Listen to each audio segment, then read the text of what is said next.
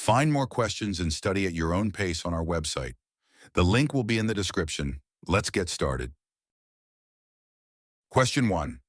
You have 5 Azure virtual machines that run Windows Server 2016. The virtual machines are configured as web servers. You have an Azure load balancer named LB1 that provides load balancing services for the virtual machines. You need to ensure that visitors are serviced by the same web server for each request. What should you configure?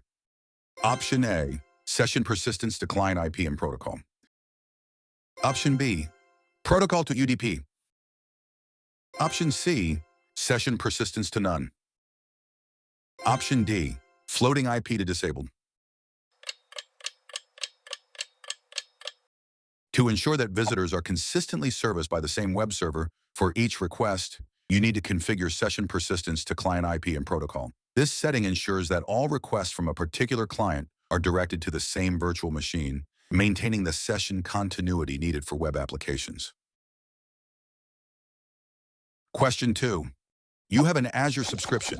In the Azure portal, you plan to create a storage account named Storage1 that will have the following settings: performance, standard replication, zone redundant storage. Accessed here, cool hierarchical namespace, disabled. You need to ensure that you can set account kind for Storage1 to block blob storage. Which settings should you modify first?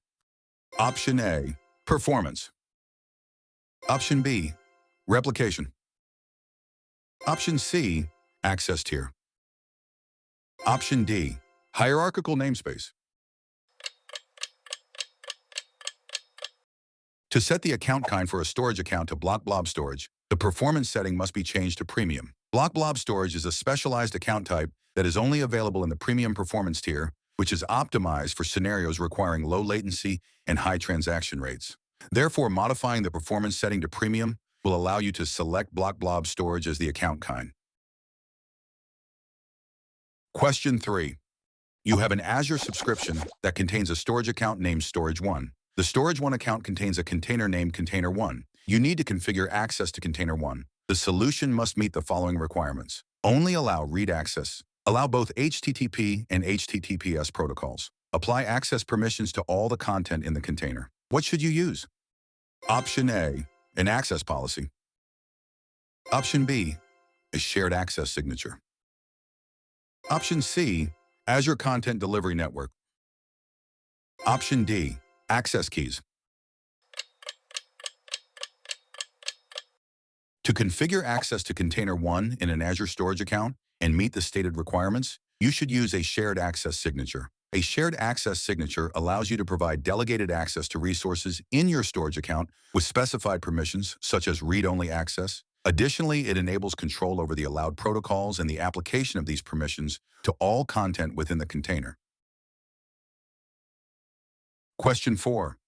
You have an Azure subscription that contains a recovery services vault named Vault1. You need to enable multi-user authorization for Vault1. Which resource should you create first? Option A, an administrative unit. Option B, a managed identity. Option C, a resource guard. Option D, a custom Azure role.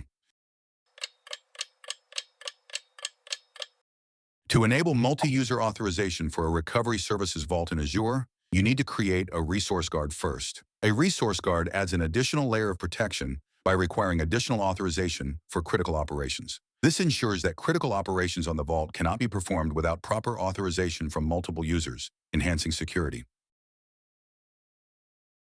Question 5. Your company's Azure subscription includes Azure virtual machines that run Windows Server 2016. One of the VMs is backed up every day using Azure Backup Instant Restore. When the VM becomes infected with data encrypting ransomware, you are required to restore the VM. Which of the following actions should you take? Option A, you should restore the VM after deleting the infected VM. Option B, you should restore the VM to any VM within the company's subscription. Option C, you should restore the VM to a new Azure VM. Option D, you should restore the VM to an on-premise Windows device. If a VM becomes infected with data encrypting ransomware, it's essential to restore the VM to a secure and clean environment to ensure the malware is completely eradicated. Restoring the VM to a new Azure VM provides a fresh and uncontaminated environment, effectively reducing the risk of any remnants of the ransomware affecting the restored VM. This approach also avoids the risk associated with restoring to another potentially compromised VM within the subscription. That's all for today's video. Don't forget to check out our website where you can find more questions for this exam. The link will be in the description. Thank you for watching and good luck on your exams.